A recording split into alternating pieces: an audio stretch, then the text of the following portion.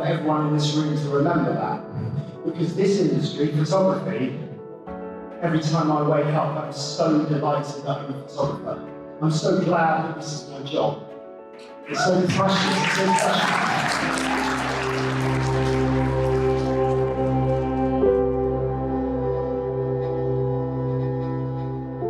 This is my first camera. This is my first portfolio. The camera never lies. It never did. What the camera sees is truth.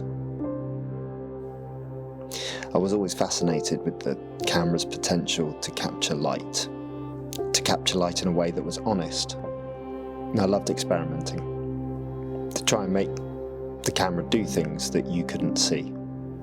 Over time, you unlearn the habit of making mistakes. Over time, I'd hear that everything is digital these days.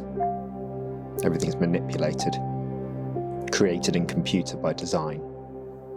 But still, the camera never lies. And I wanted to celebrate that. For the Photography Awards, I wanted to celebrate this. I wanted to create a moment, captured in time, never to be repeated, and undeniably honest. This is why I made this image.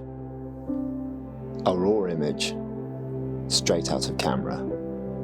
Just me, the lens, and the light.